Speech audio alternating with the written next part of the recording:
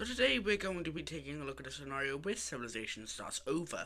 In the last episode we saw quite a lot of events happen, such as the Bosnian country getting independence from Albania, who is definitely not doing good. We had the Sri Lankan country joining up with India. We had a pretty big event down in Nigeria, and quite a few other things, but one of the biggest events that happened at the end of the last video was Germany joining in on the square lines. This really shocked Sweden, considering that, if you didn't know, World War II was between Germany, Sweden. Dark Union was on Sweden's side, but they kind of broke away after the war. And the Cold War's been going on for like a while, and this has really heated up like a lot. I do also want to say this is the penultimate episode of the Cold War. In the next episode, the Cold War will be ending. That video will be premiering. So yeah, keep a lookout for that episode because it's definitely going to be good. But anyway, this whole thing with Germany joining the alliance is going to cause Sweden and the Dark Union, Sweden and the Dark Union, to start militarizing their sea borders again. By this point, Sweden is nearly tied with the Dark Union in power, just because of their growing strength, and they have also more nuclear bombs, which we haven't updated last episode. So you already know they're going to increase a lot. And also, yes, that pact that they held together with the Dark Union, or Sweden not being able to give bombs to any other countries, yeah, that's still in effect. So yeah, let's take a look at what's going to happen. So Sweden will go from 243. Oh my god. They will go to 782 nuclear bombs. This is the biggest increase that we've ever seen in nuclear bombs. Around 500 bombs were created here. And yeah, Sweden and the Dark Union is clear by this point. Their nuclear numbers are only going up, and they're never going to go down. But let's take a look at how many the Dark Union has. So they'll be going to 767. And they are actually catching up to Sweden quite a bit. Sweden did have a pretty big fault in some of the nuclear batches they were creating, which meant that they had to kind of throw them away, or should I say dispose of them, which kind of led to the Dark Union catching up. But let's take a look at Egypt. The nuclear program is a lot slower, but they're going to go from 9 up to 28. Also, in America, the Canadian Union hasn't made any more, but Florida will be. They'll be going from 2 up to 8. But we have another country making their first nuclear bomb. That is going to be Morocco. Morocco, they instantly make 3 nuclear bombs. They are strong enough for it. They weren't in the top 10 rankings a few episodes ago, but they are in the top 10 now because they just really industrialize, and they are probably the second strongest country in Africa behind Egypt. That's kind of a grasp of the power rankings at the minute, or they are probably just behind Egypt in the power rankings, so that'd be like number 7ish. So yeah, just a quick saying. But that's not the only country that's going to be making nuclear bombs. As we come over here to East Asia, as Shandong will be making their first nuclear bomb, and it's clear at this point that a lot of countries are going to be able to create these bombs, because the kind of way to make them is not very secret anymore. All that you really need is to be powerful enough to make them, and yeah, a lot of countries are. You can see kind of what countries are able to make them with the technology layer. If your country is a darkest blue color, you'll probably be able to make them. And I don't know why Morocco is a lighter blue than they should be. They are definitely a darkest blue color. So yeah, that is going to be our nuclear update for today. A lot of stuff has happened in it, and yeah, we're going to now move down to Africa as something interesting is going to happen with this really disgusting country right here. And that's that they're going to be having a civil war with an ideology that's becoming really popular in the northern parts of the continent, which hasn't really had its debut in the southern parts of the continent yet, but it will finally be having that debut, as communist rebels will start up in this country, and they will immediately start invading in. This country has never seen war before, really, so they're going to get utterly smashed by these guys. They are instantly just, fumbled by them, and we see a country on the border get involved and attack the purple country. That's going to be this pink country here, which this is actually going to kind of decide to merge with them. Weirdly enough, they don't really feel like being communist. It's a weird thing. But they will start an invasion into this side of the country, because in all the parts of the country have a very similar ethnicity to the pink team. And they're going to basically just move up and, easily actually mash this country together. And for the rest of it, it'll simply be falling over to the communists. And this is a very short civil war, but yeah, it ends up with the communists winning. So let's take a look at the peace treaty. This will be the peace treaty here.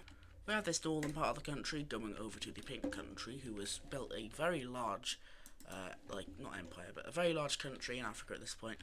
And the rest of these guys will be getting their colour changed, and they'll be turning communist. This is an update to the ideology layer. The yellow country is obviously communist, and these guys, they say the same, nothing changes to them. And yeah, I do believe these guys are a Tanzanian country, so yeah, they're definitely becoming really strong in Africa. Anyway, coming now to North America now, we have this Michigan yellow country deciding to join the Canadian Union. Yeah, very simple thing over here in the Canadian Union. They will simply be gaining the Michigan country, and these borders now look better. I did not like when they kind of had the, like, not all of the Great Lakes. Now they have the entirety of the Great Lakes, and they have practically fully united the French-Dutch colony over here. I don't know, Alaska could maybe consider joining them because of maybe an economical reason, but for now, Alaska's probably just going to stay separate because they were colonized by the Japanese. But all of this is the Western European thing.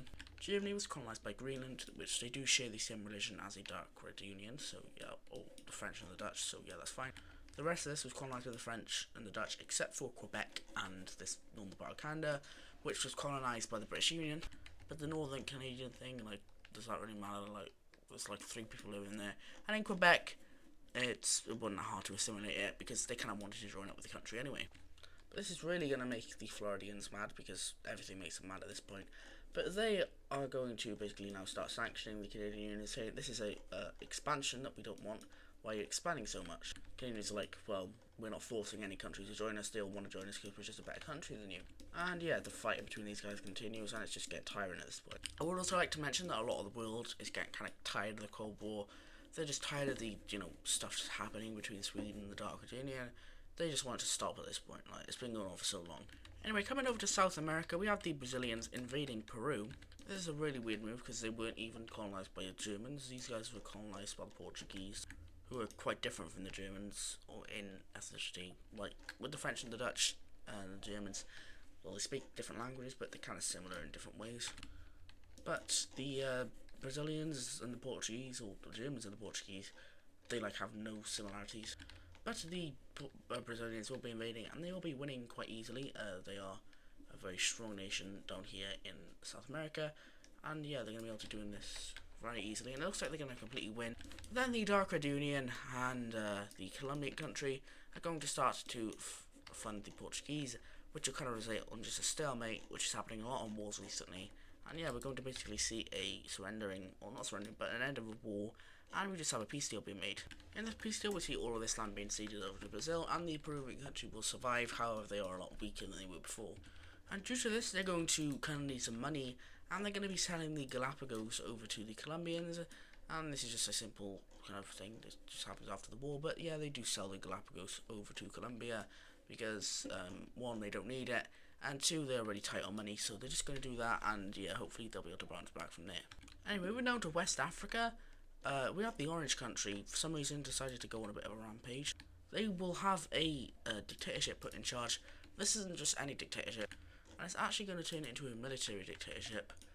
And we see the Orange African country kind of decide to, well, just invade every country they see. As these guys will start with this small tiny country down here, and they'll invade into these guys and quite quickly take them over fully. I don't remember what colour I used to make the military dictatorships, but they're just completely obsolete now, so it doesn't really matter. You know what, I mean, I'm just going to make them I'm just going to make them the colour of a regular dictatorship, because, like, I did say a few episodes ago, it doesn't really matter what kind of dictatorship they are, they're all just carried under the same brand. But they will carry on then into this purple country over here, quickly invading into them and pushing up and basically just making these guys surrender, and then once again be carrying on up here, and they'll start an invasion into the red country now, and yeah, they're going to also do well. These guys are the strongest country in this region, and yeah, they're going to easily be able to do this. The Dark Red Union doesn't like this, obviously. I mean, why would they? But then they kind of have an oopsies, and they start a skirmish on the border of Nigeria, and what this is going to cause is Nigeria to declare war on these guys. However, before they declare war, they do all kind of spike up and grab this other major city, which will just cause this country to basically surrender. And yeah, now Nigeria, they're going to push in. They're a lot stronger than this country, so this is going to be quite easy. Also, they are kind of in like one of the strongest alliances in the world, which is the parallelograms. So yeah, they will utterly start wiping the floor with this country as they push into this area over here of the purple country, I think this was, that they made it. And they'll fully take it over within a few weeks. Also, they're being, like I said earlier, they've been supplied by one of the strongest countries in the world, so they'll move into this tiny green country now. and start a major push in from this other pink country, and they'll push up and grab the capital over here, which will also then shoot up and grab over this region, and then they'll officially start the invasions into the orange African country, and it's over for them. As you can tell, they're just like getting absolutely cooked. Eventually this region will just decide to break away and join up with the Nigerian occupation, and we have the Moroccans invading in then to this region. They'll fully kind of cut this area off, and eventually these guys will just surrender, and Morocco, they're going to allow these guys to do whatever they want. The ideologies is just simply want a little bit of land. So yeah, let's actually just take a look at the peace treaty. So in this peace deal, we see the Moroccans take over, not that, they're going to simply take over this land right here, and the Communist Alliance is just going to do whatever they want with all these countries, and you can tell that, yeah, this is not going to be very good. All of these nations over here will be turned communist, and communism is spreading its way through North Africa, and still no one's really batting an eye because it's not as bad as fascism. Like, fascism, if that was spreading through Africa, then there'd be worries. But communism, just, people don't really care as much. Like, they've already seen it with fascism, and they're seeing it again, and they're just like, okay, this isn't as bad, we really don't care about this one. Because Neo-Persia, yeah, they were doing genocide and stuff, but Egypt, no, they're not doing any genocides, they're just like, basically just dictatorship, and yeah, like the world does not care at the minute because there's so many dictatorships in the world, and yeah, just who cares. The leader of Egypt as well, he's very smart, he knows other countries will not like this, and he kind of just, he's a very kind of charismatic leader in his country, so everyone really likes him, and there's no one who's, there's pretty much like hardly any like instability in Egypt. There are a yellow stability, but well, you get that sometimes. But in the alliance layer, very soon after this war, especially, all of these countries will be added into the Parallelogram Alliance. And yeah, one of the most powerful alliances in the world has just expanded. Anyway, now moving on to Vietnam, as they're going to be having a weird civil war. And this is over the strangest reason, and that is bread prices. Yeah, you heard me right. This rebellion is about the bread prices in this country, because they kind of been going sky high in recent years. And these guys, they claim that they can get rid of the kind of bread price inflation. So, let's see what these borders are going to look like in this very pointless civil war. And you can tell how quickly I'm running out of ideas. Yes, bread prices for a war. Oh my god. But because Vietnam's in the AEU, they're actually going to be very easily able to just destroy this rebellion. Because what's basically going to happen is the democratic leader of this country is just going to, like, after resign, he'll be impeached, actually. And a new better dictator will basically, a new better leader will come in, and this rebellion is just going to kind of fizzle out over time, and yeah, the Vietnamese Civil War was extremely pointless. But it happens, you know, these pointless things just happen in history, and this definitely isn't being used, so I don't have to do as much in the video, because I don't have any more events to think of. No, it can't be, yeah, anyway, next episode is going to be good, so watch it. And you could say this episode is filler, which it kind of is, but this is where the juicy, meaty, really good stuff in the video is going to take place with the Cold War. I know I've been kind of ignoring it up to this point, but now it's coming back. As the Polish will actually decide to join into the Square Alliance. This is a weird move, because this is the first Square Alliance member that the Dark Red Union has in the Baltic. And this threatens Sweden's dominance in the Baltic, which Sweden is going to really hate. Like, why are you adding countries in the Baltic? This is our turf. Get out of our turf, buddy. And the Dark Red Union will be like, well, you can't stop us from adding people to our alliance. This is our alliance. And yeah, we are a country that can do whatever we want. And we don't need you to tell us where we can and can't put allies in. And Sweden will say, is that so? Well, alright. And they'll be silent for a few weeks. That is until all of the German countries over here will decide to join up with the Swedish alliance. These countries down here will join up, and including the white country as well. And yeah, not very good for the Dark Red Union, because just not too long ago, like maybe 50 years ago, no, I don't know, not too long ago at this point, all these lands down here, they were under the German Empire, which was very strong, and a lot of the countries in here are still like mid-tier powers. So yeah, this is really not good for the Dark Red Union. So the Dark Red Union, now being quite desperate, will decide to do something, and yeah, a lot of members are going to be joining different alliances. The Rotten Corpse that is Albania down here, they are really unstable, and the Dark Red Union knows this.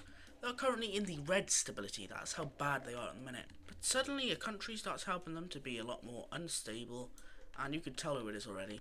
And Albania a few days later will be joining into the Square Alliance, and this is because the Dark Red Union promised to help Albania with the stability issues if they would join their alliance.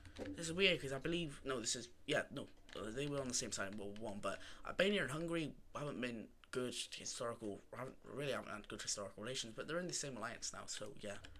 And Sweden, they're annoyed, obviously. So they're going to be getting this country, this Croatian country down here, to join up with their alliance. And yeah, they now have a member in the Balkans, and they connect from the Baltic to the Mediterranean Sea with their alliance now. It's very, very big. And so the Dark Union is slightly stronger, however, they then add the Russian countries into the alliance. So yeah, all these core Russian areas up here, which are the most important areas of Russia, definitely this country's the most. They even get this country over here, who is also a monarchy. So yeah, and they basically have reformed the Russian Empire. No, not really, but they basically, like, they have the same strength as Russia in their alliance, except for these areas in Ukraine. But most of the important areas of Russia have joined up in their alliance, so you got all that power now, and that's not very good if you're a country called the Dark Union. So yeah, what I've been saying a lot in this episode, tension will start to rise again. And maybe asking, aren't some of these countries democracies in Europe? Well, yeah, they are, but the Swedish, they're like, okay, we'll just change these guys later after the Cold War, but at the minute, we don't care what your ideology is. If you don't like the Dark Union, which a lot of these countries don't, just join our alliance, and yeah, we won't care, but secretly what they're going to kind of do is influence more dictatorships and monarchies into these countries, so yeah, their ideology is going to be cooked soon. So yeah, tensions, like I said, rising. But that is going to do it for this meaty episode. That's a weird thing. But that's going to do it for this episode of What Civilization Started Over. Like I said, the next episode is the last episode of Cold War, so definitely tune in for that, because it's going to be very important lore-wise, and yeah, you're not going to want to miss it. It will be premiering on this channel. But anyway, thank you guys for watching today's video. We're actually really close to 2,000 subscribers in a minute, so subscribe, and because when we get to 2,000 subscribers, I'll be doing another live stream, which hopefully will actually go well this time. Because for some reason my live streams just don't work out. I don't know why. But anyway, thank you guys so much for watching today's video. I'll see you in the next one. Bye-bye.